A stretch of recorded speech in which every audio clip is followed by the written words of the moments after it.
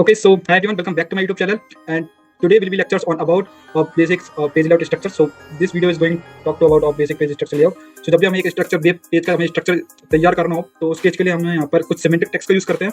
तो what is semantic text and हम आज के लेक्चर्स में हम कवर करने वाले हैं. So basically page layout structure क्या है? Page layout it is used to semantic text for page layout structure. Okay and इस वेबसाइट्स के अंदर हमारी जैसे यहाँ पे एक एग्जांपल के लिए हमारी अमेजोन की वेबसाइट्स है.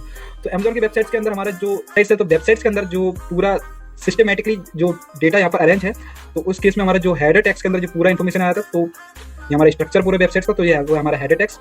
एंड जो बॉडी का बीच का मेन का कंटेंट पाते हैं हमारे जो भी हमारा कंटेंट लिखा हुआ है वो हमारा मेन टेक्स्ट के अंदर आता है.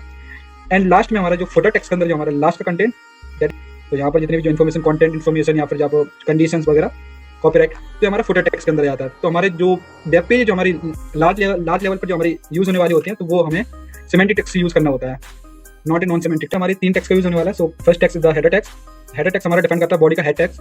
एंड इसके बाद आता है हमारा मेन टेक्स्ट. मेन टेक्स्ट के अंदर जो भी हमारे बीच का कंटेंट होता है वो. एंड लास्ट में हमारा आता है फुटर टेक्स्ट. सो फुटर टेक्स्ट के अंदर जो भी हमारा लास्ट का जो भी इन्फॉर्मेशन तो वो हम यहाँ पर स्टोर कर सकते हैं.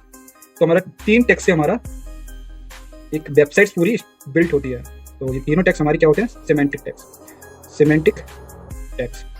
एंड जो हमारी टैग्स होते हैं वो there are 2 types of text. तो there are 2 types of text.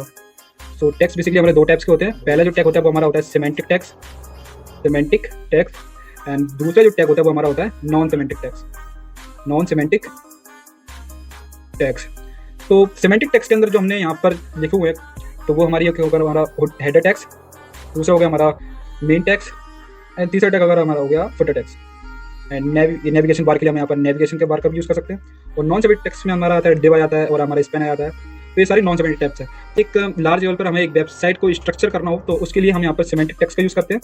And अगर हमें यहाँ से सीखने के पर्पज से अगर हमें वेबसाइट को हमें स्ट्रक्चर करना हो तो हम यहाँ पर नॉन सिमेंटिक टेक्स्ट का यूज़ कर सकते हैं. ठीक है, तो हम एक लार्ज लेवल के लिए यहाँ पर हम ये हमारी एक वेबसाइट है. तो वेबसाइट के अंदर जो भी हमारा पूरा कंटेंट है तो जिस लाइक नेविगेशन बार. तो नेविगेशन बार के अंदर ये हमारी पूरा सर्च बॉक्स इंजन आ जाता है. And searching of the buttons यहाँ पर कुछ इन्फॉर्मेशन जो टेक्स्ट है सर्च बॉक्स के अंदर है ये भी.